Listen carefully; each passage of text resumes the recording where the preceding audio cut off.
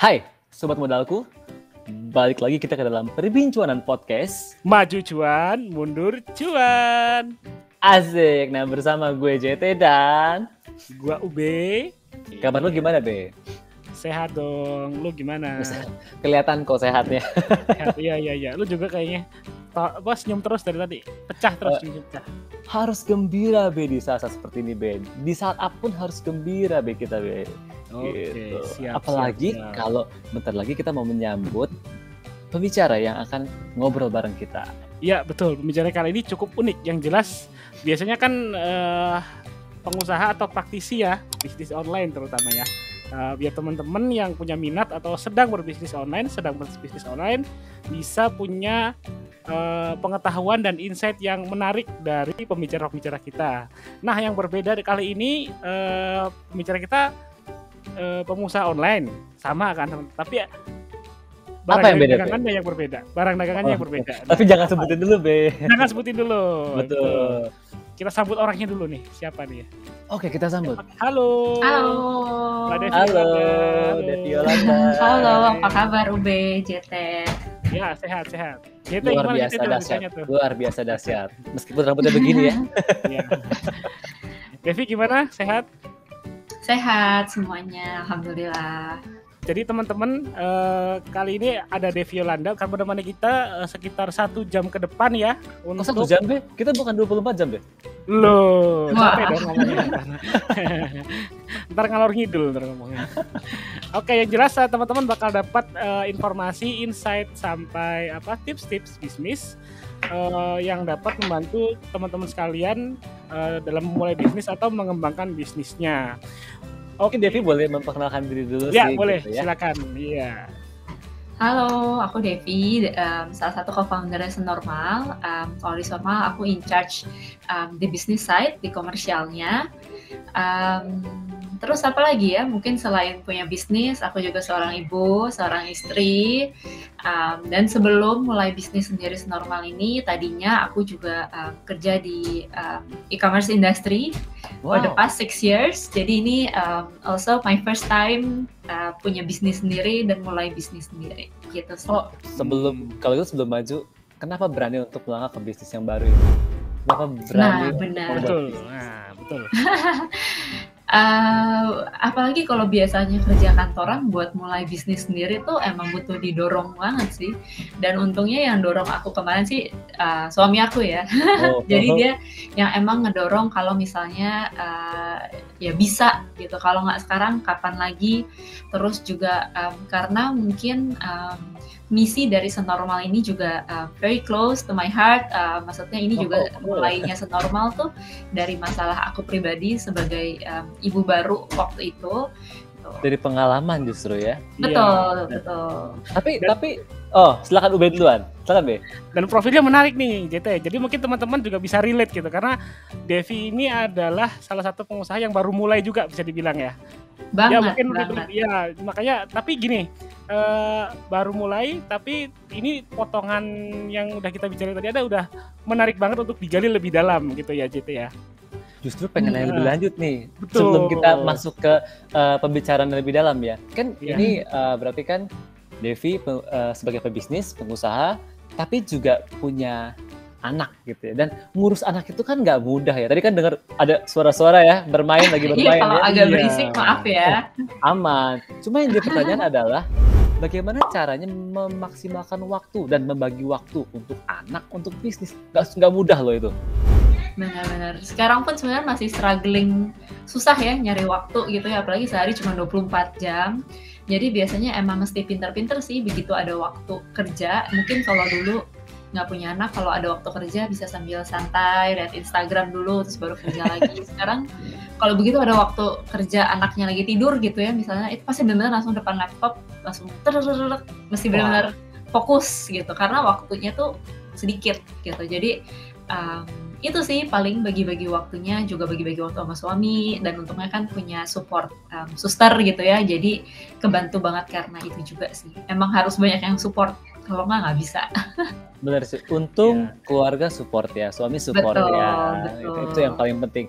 Jadi para ibu-ibu yang ingin mengikuti berbisnis, langkah Devi gitu ya, Ya. itu nanti mungkin bisa banyak dapat insight dari pembicaraan kita sore hari ini, siang Jadi hari ini, pagi hari ini. Ini pagi siapa Jadi- sore nih kita? Kapan aja J. Yang penting tetap dengerin podcast kita. Betul kan kita sekali. bisa Mau malam dijawab. juga boleh ya. Betul. Bisa dengerin sambil masak juga bisa. Betul banget. Tapi sebetulnya untuk perbincangan podcast kali ini, itu tuh sebenarnya kita akan mendalami tentang bisnis apa yang jalani Devi. Tadi kan belum disebutkan ya, dan pasti bakal pada penasaran nih. Apa keunikannya dan apa sih makna dari bisnis normal? Jadi banyak banget yang bakal kita bahas nih hari ini di B. Makin John. Jadi topik kita kali ini adalah berani beda, biar bisnis makin Cuan. mantap. Bener banget. Namanya perbincangan kita kan. Ya, jadi harus seputar cuan gitu ya.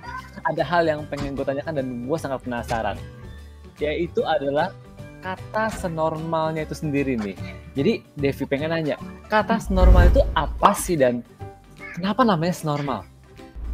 Kenapa senormal? Oke, jadi sebenarnya banyak banget sih. Cuman kan mungkin basicnya adalah kan kalau kata orang nama itu adalah doa. Jadi senormal itu juga adalah doa dari kita nih di tim gitu ya. Jadi sebenarnya ya normal is normal gitu. Tapi SE-nya ini sebenarnya banyak banget, bukan banyak lah, artinya yang kita mau itu adalah sebenarnya safer earth gitu. Terus SE ini juga adalah sebuah doa semoga bisnis kita bisa expand ke Southeast Asia gitu. Wow. Nah terus kalau digabung sebenarnya tuh kita mau membuat barang-barang kita ini yang ingredients-nya safe, terus yang bisa save earth juga. Harusnya ini tuh menjadi normal. Senormalnya barang-barang kayak gini tuh accessible to everyone.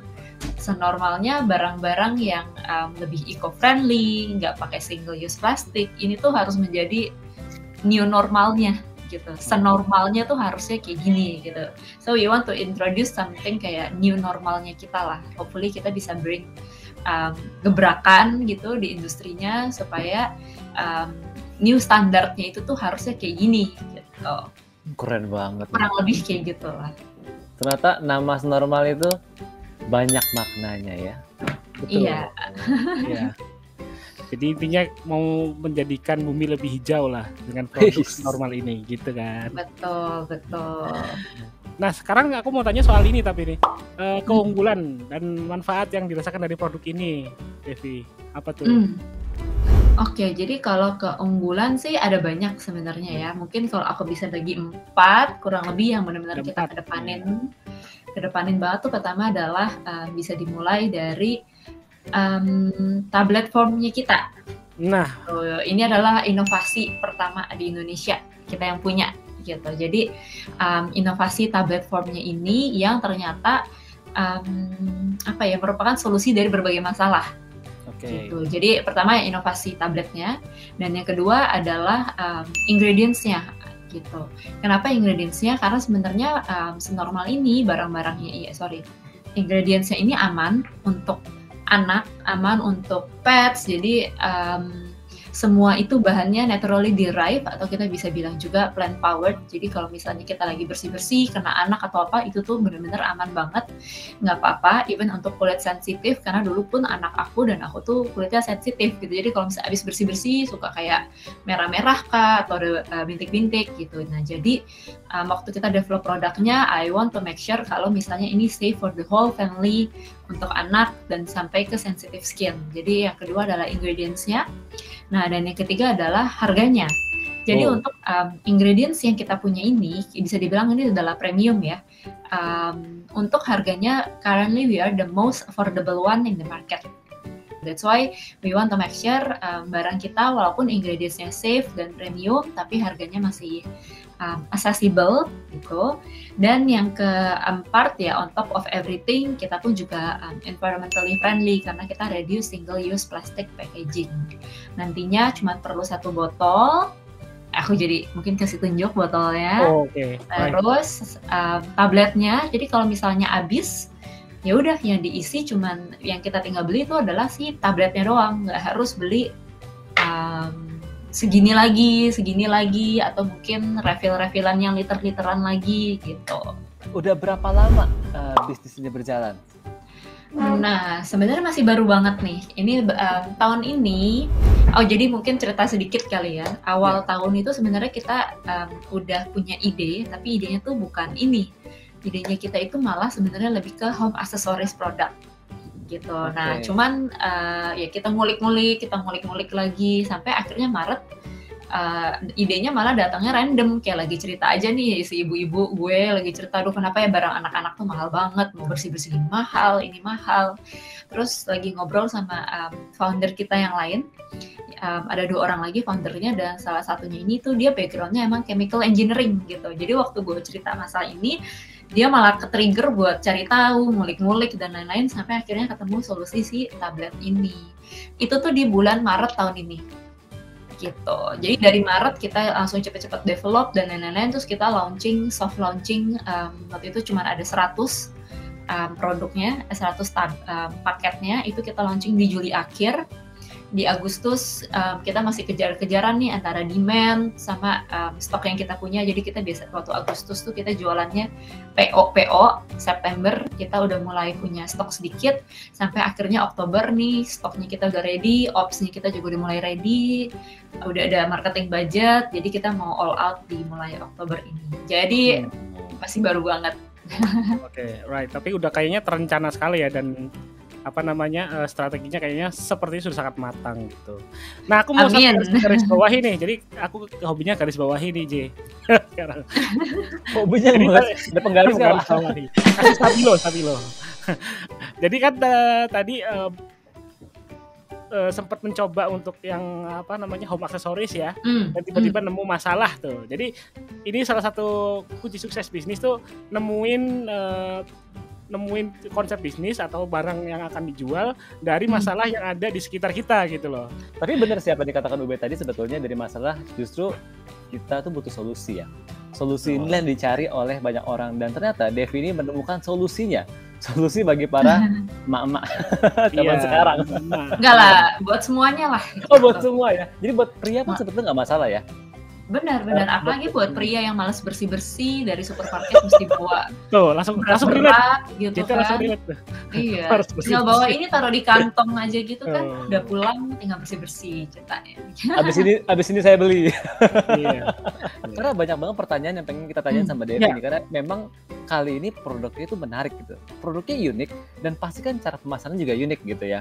Nah, tapi tadi sempat disinggung juga nih soal selain produknya unik, itu kemasan and packagingnya katanya kan ramah lingkungan, terus bisa didaur ulang. Nah, pertanyaannya adalah kenapa memikirkan hal yang sampai sejauh itu, dan juga dari apa sih kok bisa didaur ulang?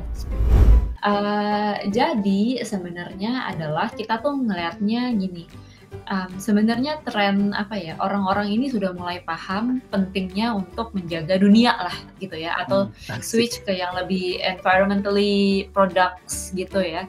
Cuman biasanya itu yang kita lihat dan trennya, jadi kan kita juga do research lah gitu, sebenarnya kita find out juga adalah sebenarnya 63% dari orang-orang di Indonesia atau household di Indonesia sebenarnya mereka tahu udah betapa pentingnya untuk switch ke produk yang lebih ramah lingkungan. Tapi barrier-nya untuk mereka itu adalah harga. Kenapa kita invest di sini itu juga adalah karena kita ngelihat tren dan awareness-nya tuh sebenarnya udah ada. Cuman orang pertama bingung mulainya dari mana. Dan yang kedua adalah options-nya itu sedikit banget. Dan kalaupun ada, mahal gitu. Yang ketiga mahal. Nah gitu. Jadi kita ngelihatnya adalah ini mungkin sesuai sama topiknya, kita harus beda dulu. Gitu. Jadi kita mau lebih futuristik gitu. Jadi saat orang-orang trennya baru ke sana, kita udah dari sana duluan gitu. Itu mungkin kalau dari segi bisnisnya ya. Tapi kalau misalnya nggak dari segi bisnis, adalah memang kita tuh melihatnya ini emang personal mission kita sendiri sih, untuk kita bisa provide barang yang lebih ramah lingkungan. Dan makanya kenapa kita juga gunakan ibu sebagai target market awal kita, karena sebenarnya untuk barang-barang yang di rumah pasti ibunya yang beli, pasti istrinya yang beli gitu kan. Jadi kalau misalnya si ibu ini udah bisa mulai aware, udah bisa mulai switch ke produk yang lebih ramah lingkungan, satu rumah akan jadi lebih ramah lingkungan gitu. Dan kalau ibunya udah switch, pasti anaknya juga akan switch karena semuanya ngajarin tuh ibu gitu. Karena aku pun ngerasain kalau misalnya dulu ibu aku sih nggak ngajarin ya gitu ya, kayak harus yang jangan pakai plastik banyak-banyak, jangan gini gitu. Mungkin orang zaman dulu belum ya kan. Tapi ya mungkin ngajarinnya jangan buang sampah sembarangan atau apa. That's why aku ngerasa kalau kita bisa ajarin ibu-ibu sekarang nih, kayak ibu-ibu kayak aku buat ajarin itu ke anaknya, nanti anaknya itu akan hopefully akan menjadi individual yang lebih aware juga gitu akan lingkungan. Itu kalau yang di personal missionsnya ya. Kalau di bisnisnya sih menurut kita ini adalah trennya tuh semua udah ke sana. Kita justru mau jadi the first mover ke sana gitu. Jadi sangat inilah istilahnya apa, visioner banget ya. Jadi mikirin ke generasi selanjutnya gitu loh. Untuk lebih dari environmentalis side gitu. Jadi aku ada pertanyaan nih terkait dengan produknya sendiri ya. Tadi kan udah soal ininya apa namanya visinya kan ke depan gimana. Nah ini soal ininya nih, kan bentuknya tablet nih. Nah itu kan buat orang-orang masih baru tuh kok tablet sih gitu. Mungkin ada tantangan tertentu nggak untuk ngejelasin ini ke orang-orang gitu minimal? Oke, nah kalau untuk tantangan sebenarnya banyak banget ya. Cuman kita melihatnya ada pro and cons lah ya. Positifnya mungkin karena kita yang pertama kali punya bentuk tablet ini, jadi kita punya competitive advantage, first mover tadi lah gitu. Dan itu adalah keuntungan yang benar-benar harus kita jaga dan kita manfaatin sebaik-baiknya. Maunya kan kalau orang mikir tablet membersih ya senormal, karena yang pertama kali ya senormal.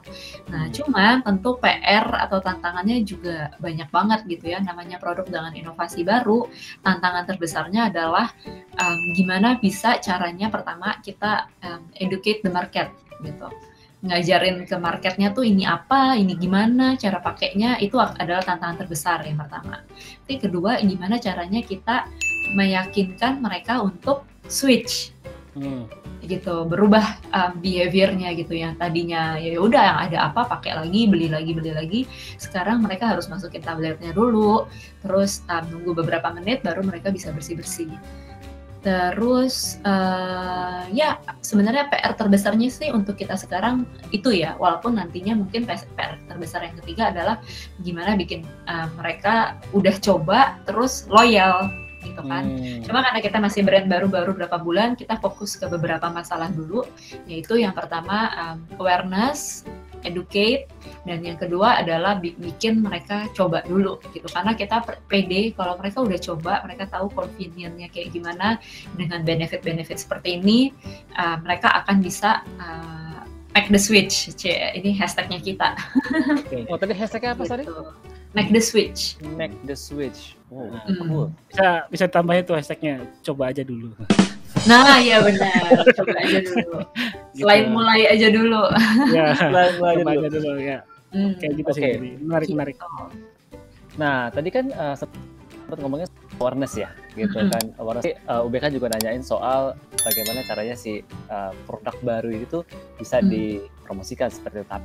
Tapi ngomong-ngomong soal brand Sis Normal ini sendiri gitu ya, berarti kan berhubungan sama awareness gitu.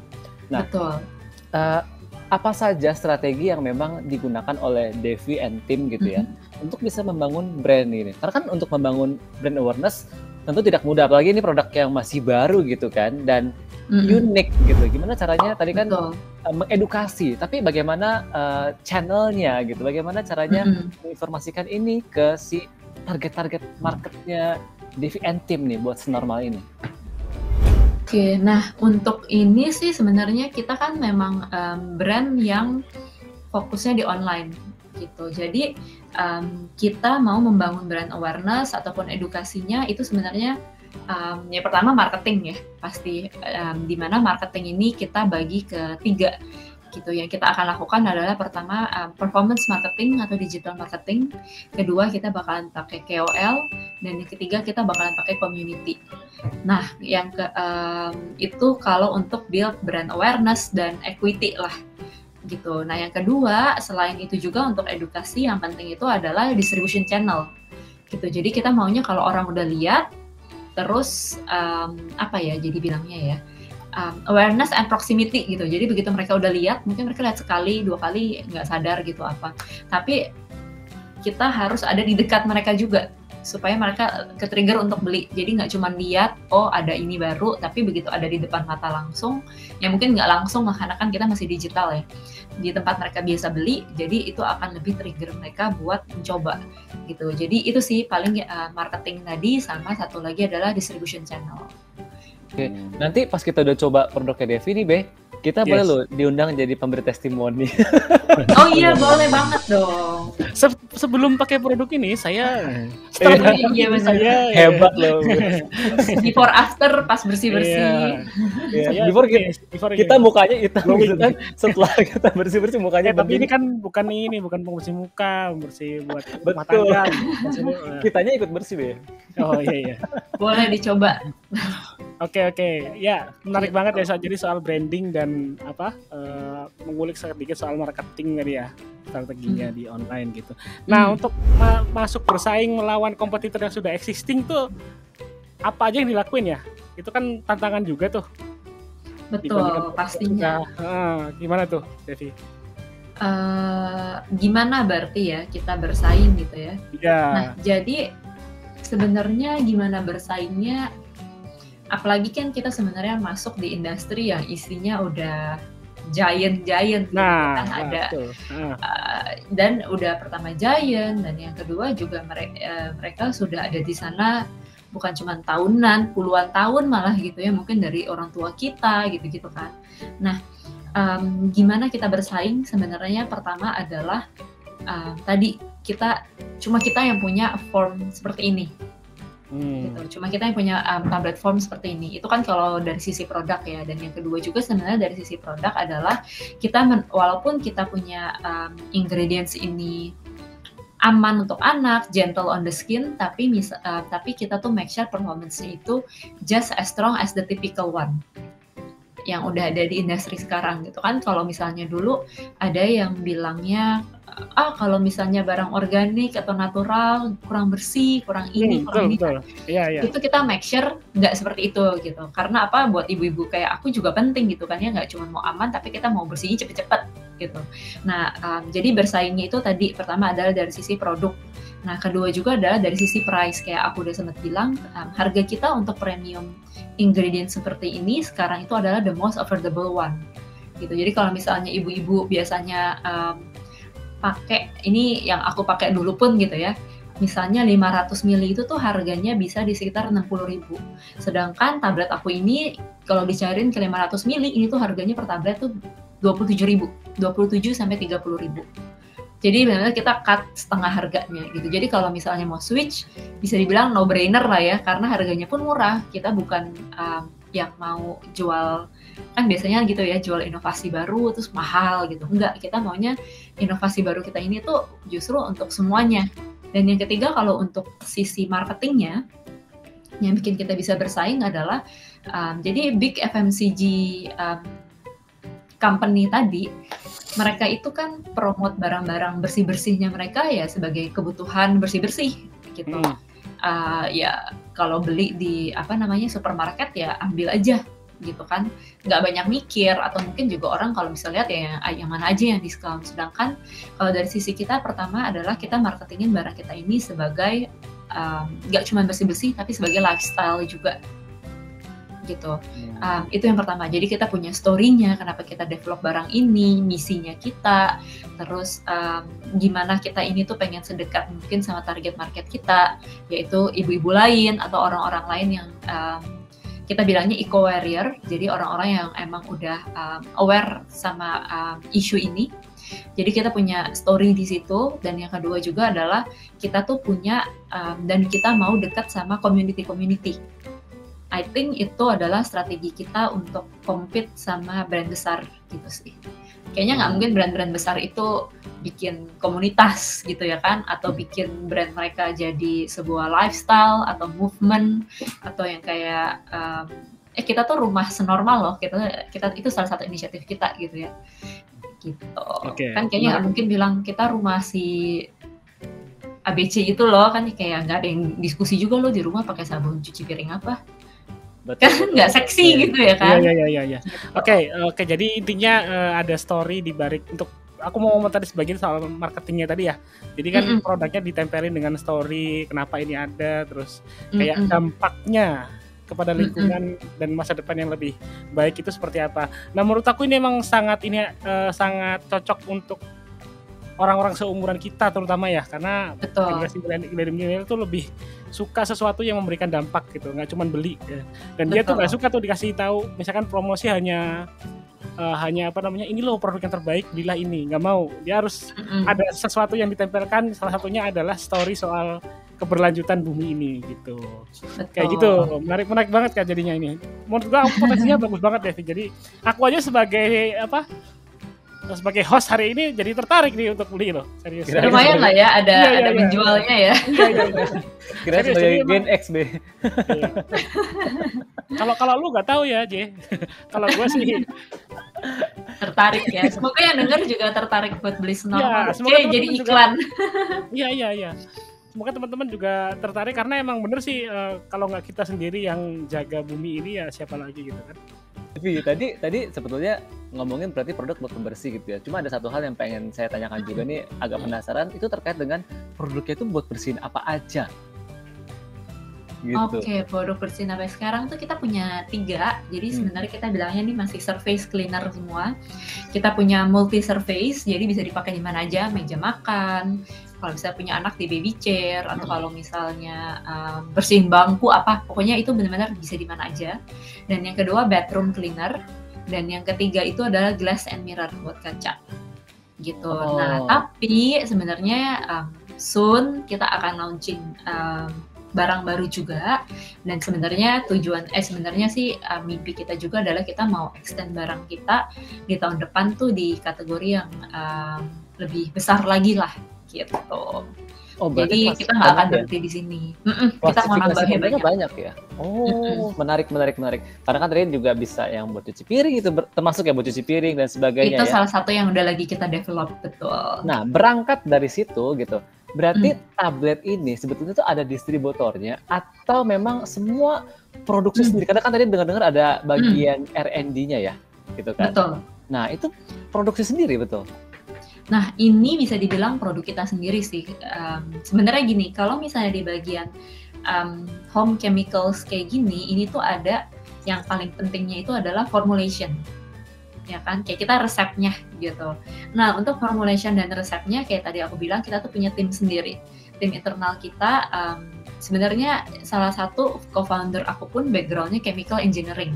Wah, berat. Gitu. Jadi emang waktu aku cerita ini dia langsung ngulik lah gitu, ceritanya di labnya dia. Kok bisa gini, ini bisa gini gitu. Biasa lah tuh mereka kayak gitu.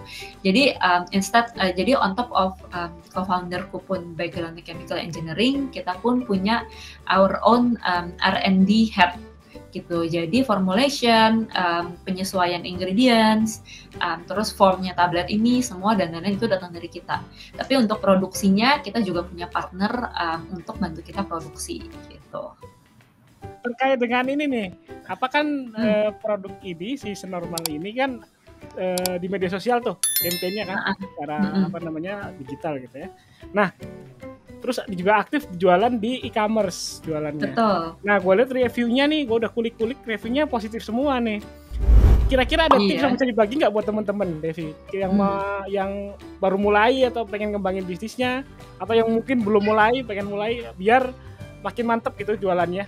Terutama biar kelihatan banyak orang kali ya. Biar dapat positif review sama kelihatan banyak orang gitu ya. Sebenarnya banyak. Kalau positif review kita pun sempat struggle sedikit sebenarnya. Jadi kalau aku mungkin boleh share, tadinya tuh kita pakai botol yang seperti ini. Itu pas kita launching di bulan Juli. Tapi September kita langsung ganti botol pakai yang ini. Dalam berapa tuh? Sebulanan tuh. Kenapa? Karena waktu kita pertama kali launching, jadi gini, produk kita ini kan sebenarnya bisa dibilang nggak bisa berdiri sendiri. Maksudnya nggak bisa berdiri sendiri adalah jadi either customers harus beli botolnya kita, atau dia udah harus punya botol di rumah, atau dia beli botol dari tempat lain. gitu. Nah, so far alhamdulillah sih semua positif review untuk produk performance-nya. Cuman waktu di awal-awal kita baru launching tuh ada beberapa lah, 2, 3, sekitar 5 lah maksimum gitu ya, yang actually kasih kita feedback tentang botolnya. Gitu. Jadi kemarin tuh sempat ada masalah, misalnya si botolnya kok tiba-tiba ada yang bocor, ada beberapa yang komplain seperti itu. Aku sih buka-bukaan aja gitu ya, karena kan ini juga salah satu struggle lah. Nah, begitu kita dengar seperti itu, kita langsung cek banyak botol kita, terus abis itu kita nemuin kurangnya di mana dan lain-lain. Makanya abis itu kita langsung September itu we work really hard buat ganti botol kita. Gitu. Jadi sebenarnya positive review itu adalah mungkin karena through trial and error di produk performance kita yang di tabletnya tadi. Dan yang kedua, positive review juga adalah karena kita benar-benar dengerin customers kita. Gitu. Walaupun mungkin kelihatannya kita jual misalnya waktu awal-awal misalnya 200 sampai 300 box, ada 5 yang komen masalah botol, ya mungkin sebenarnya dilihat kecil gitu, tapi kan we take it very seriously gitu. Dan waktu mereka komplain pun kita langsung kirimin mereka botol baru, terus kita langsung approach personally gitu ya, kenapa ini gini, udah diginiin belum, karena kita juga mau mereka tahu kalau hey, kita tuh produk baru tapi kita mau improve gitu. Jadi please let us know feedbacknya kayak gimana, kita willing to improve gitu. I think itu kenapa review kita semua positif gitu ya.